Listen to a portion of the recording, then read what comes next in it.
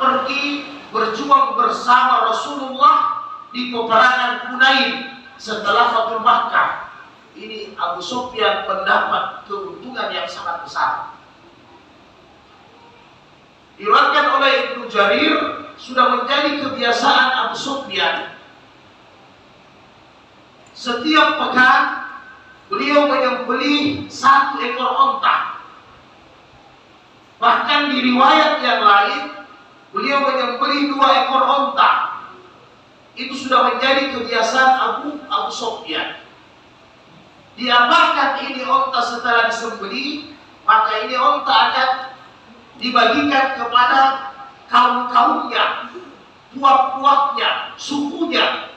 Kemudian mereka akan makan beramai-ramai. Mereka akan mengadakan pesta porah dengan makanan itu. Setiap pekan Abu Sufyan menyembelih onta. Maka pada satu ketika ada anak yatim datang untuk meminta sedikit bagian dari onta yang disembelih oleh Abu Sufyan. Maka apa yang dilakukan oleh Abu Sufyan? Dia menghardik, dia memarahi. Bahkan dalam kitab tafsir dijelaskan sampai dia mengambil tongkat memukul anak yatim tersebut, sehingga anak yatim itu diusir oleh Abu Sufyan tanpa diberikan daging walaupun hanya sedikit. Maka berkenaan dengan kisah ini, Allah Subhanahu wa taala menurunkan Al-Quran surat Al-Ma'un ayat 1 sampai 3 kepada baginda Rasulullah sallallahu alaihi wasallam, ingin memberitahukan kepada Rasulnya bahwa begini kelakuan Abu Sufyan. Jadikan ini sebagai pelajaran kepada orang-orang yang sudah memeluk Islam. Semua ayat ini kita pahami, semua ayat ini kita hafal, saudara. Allah menurunkan firman-Nya kepada Rasulullah hingga Abu Sufyan itu dikatakan oleh Allah, "Ara'aital ladzi yukazzibu bid-din." Abu Sufyan dengan tingkah yang begini, dia termasuk orang-orang yang mendustakan agama. Bukan hanya sampai di sini saja. Wala yahuddu ala ta'amil miskin. Ini kebiasaannya Abu Sufyan karena dia kaya raya. Dia paling pantang untuk memberi makan kepada orang-orang miskin. Karena dalam pikirannya semua harta yang dimilikinya itu adalah hasil dari usahanya, kehebatannya dalam bidang ilmu ekonomi, dalam bidang perdagangan, sehingga dia bisa mendapatkan uang dan harta yang banyak. Ini bukan campur tangan manusia. Sehingga apabila datang orang-orang miskin, bukan hanya tidak mau memberi makan kepada orang miskin, maka kebiasaan Abu Sufyan, dia melarang apabila dari sukunya, dari kaumnya ada yang ingin memberi bantuan kepada orang miskin, dia menghalangi. Jangan, karena mereka itu malas. Itu alasan dasarnya Abu Sufyan.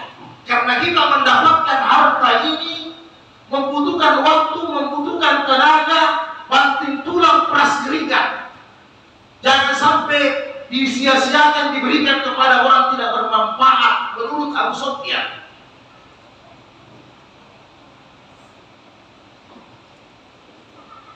Saudara yang dirahmati Allah, ulama menjelaskan menghardik anak yatim itu, memarahi mereka, mengusir mereka, bahkan juga kata ulama mengeksploitasi mereka, membohongi anak yatim, memperalat mereka, bahkan sampai untuk mendapatkan harta.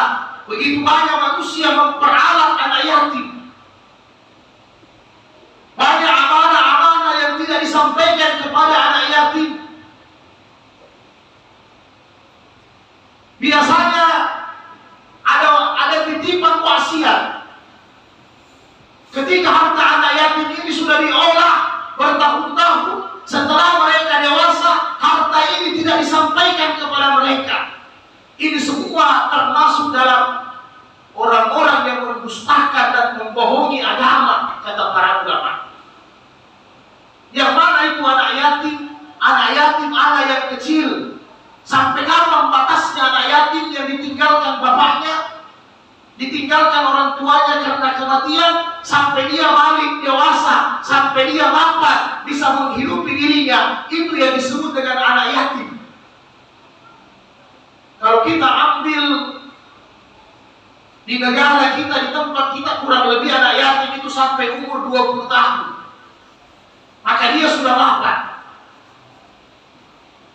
Maka orang-orang yang menghardik, tidak mau memberikan bantuan, berkhianat, memanfaatkan anak-anak yatim demi harta, demi uang, maka ketahuilah bahwa mereka orang-orang yang mendustakan agama. Amat berat siksaannya di hadapan Allah Subhanahu wa Ta'ala. Demikian juga ketika Allah memberikan kita karunia nikmat berupa kesehatan, berupa kepintaran, kecerdasan, skill, kita mudah untuk mendapatkan uang melalui pekerjaan yang kita kerjakan. Ingat bahwa itu adalah rezeki datangnya dari Allah Subhanahu wa Ta'ala. Satu saja nikmat yang Allah cabut, sudah tidak akan mampu kita mencari rezeki yang halal. Ketika nikmat kesehatan dicabut oleh Allah, apakah masih mampu kita untuk dapat bekerja? Ketika nikmat kaki diambil, ketika nikmat penglihatan ditarik, maka tentunya tidak akan mampu kita berbuat apa-apa. Dan kadang kita tidak sadari bahwa harta yang kita kumpulkan, keuntungan yang kita dapatkan, laba yang kita hasilkan, profit yang kita dapat, kadang kita tidak sadari bahwa itu semua sebenarnya berasal dari orang-orang yang lemah, berasal dari orang-orang yang miskin. Karena mereka yang bekerja untuk kita, mereka yang bersusah payah, kadang kita tinggal terima hasilnya, terima keuntungannya, terima laba.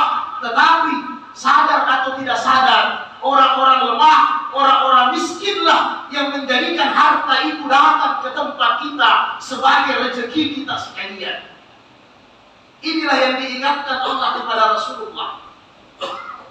Sehingga dalam ajaran syariat Islam, di mana ada harta kita, maka di situ ada harta orang lain.